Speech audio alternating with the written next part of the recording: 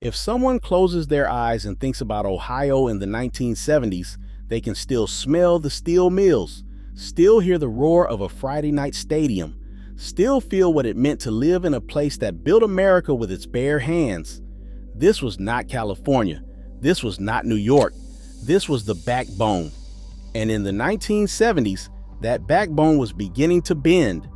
Ohio in the 1970s was caught between two Americas, the one that believed hard work would always be enough, and the one slowly waking up to the reality that the factories might not run forever. The smokestacks still glowed at night, the assembly lines still hummed, but something was shifting beneath the surface, and the people who lived it could feel it even if they could not name it. This was the decade of the big red machine dominating baseball, of Woody Hayes stalking the sidelines like a general at war, of the blizzard of 1978 that buried the state and revealed what Ohioans were really made of. Let's walk through what life actually felt like in the Buckeye State during those years. Some of this might bring back memories. Some of it might explain why Ohio shaped a generation the way it did. Let's step into that world. Waking up in an Ohio home meant waking up surrounded by the colors of the decade: harvest gold refrigerators, avocado green stoves, shag carpeting so thick that toys disappeared into it. Wood paneling covered every basement wall, creating caves where families retreated from Ohio's brutal winters and sweltering summers. Those basements were the real living rooms. The television lived down there. The bar cart stood in the corner with bottles that adults pretended children did not notice, ping pong tables and dartboards. This was where Ohio families actually lived, where kids sprawled on the carpet watching Saturday morning cartoons, where teenagers snuck their first beers, where parents hosted parties with fondue and highballs while Motown played on the stereo. Ohio homes were built for survival. Basements doubled as tornado shelters when the sirens wailed and the sky turned green. Storm windows went up in October, and they stayed until the earth thawed. The furnace in the basement was the most important thing a family owned. When it failed in January, nothing else mattered until it was fixed.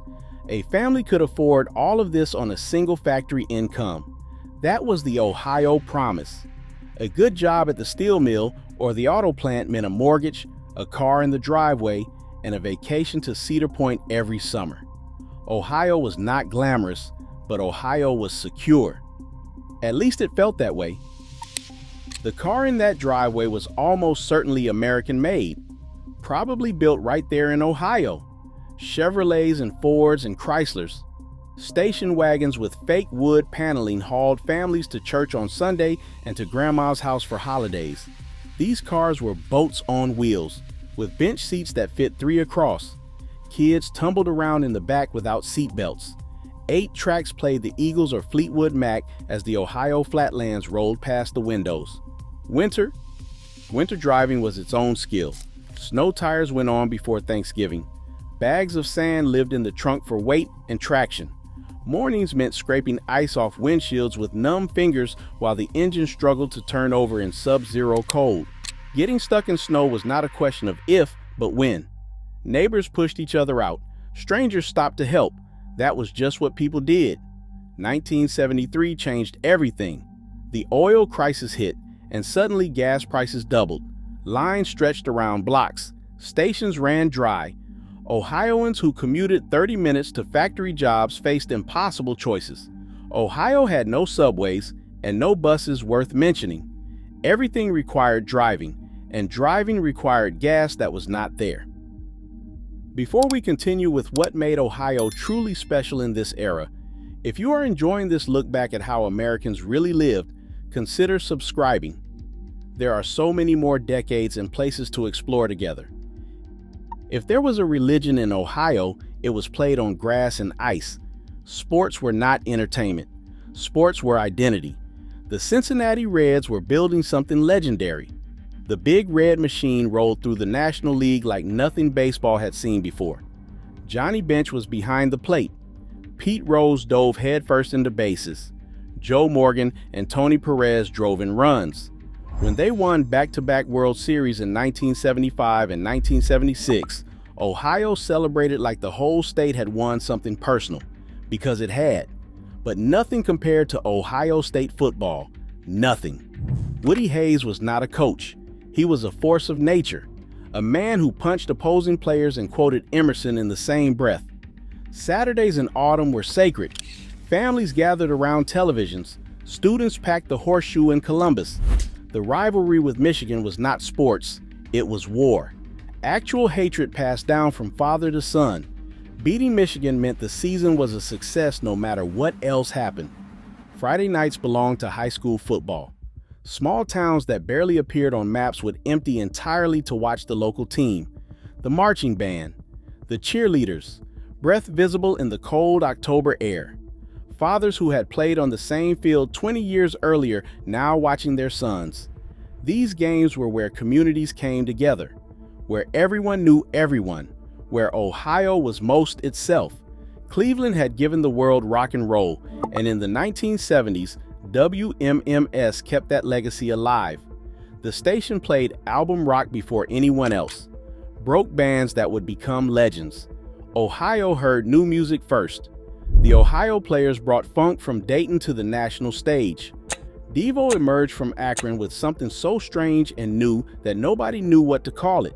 Ohio was not cool like the coast, but Ohio made noise that mattered. Shopping meant Lazarus and Higbee's.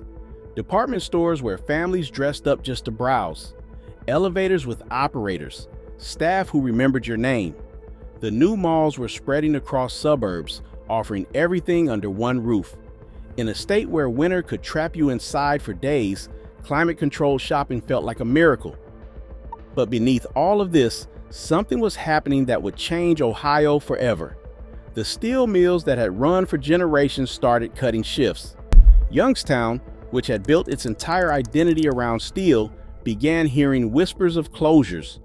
Rubber companies in Akron started moving production to cheaper places. The auto plants faced Japanese competition that offered better cars for less money. Ohio had been the arsenal of American manufacturing. Now that arsenal was showing rust. People felt it before they understood it. Fathers who had assumed their sons would follow them into the mill started wondering. The certainty that had defined Ohio for decades was cracking. The Rust Belt did not have a name yet, but it was being born. Then came the blizzard of 1978, the storm that buried Ohio under snow and ice, wind chills of 50 below zero, people trapped in cars for days. The state shut down completely, and in that frozen disaster, Ohio showed what it really was. Neighbors dug out neighbors, strangers became rescuers, snowmobilers delivered medicine to people who would have died without it. Ohio's community spirit was not just a saying, it was survival. What defined Ohio in the 1970s was something the coast never understood. This was not a place people moved to for sunshine or excitement. This was a place people stayed because family was here, because the factory was here, because Ohio felt like home in a way that was hard to explain but impossible to forget. The decade ended with questions Ohio had never had to ask before. Would the jobs stay? Would the children stay? Would the Ohio that generations had built survive what was coming? But in the 1970s, the furnaces still burned. The assembly lines still moved. Friday night still meant football, and Saturday night still meant Ohio State. For those who lived it, Ohio in the 1970s was the last time everything felt solid, the last decade before the ground shifted. If you want more stories like this, subscribe and hit the bell. We explore the decades and places that made America what it is today.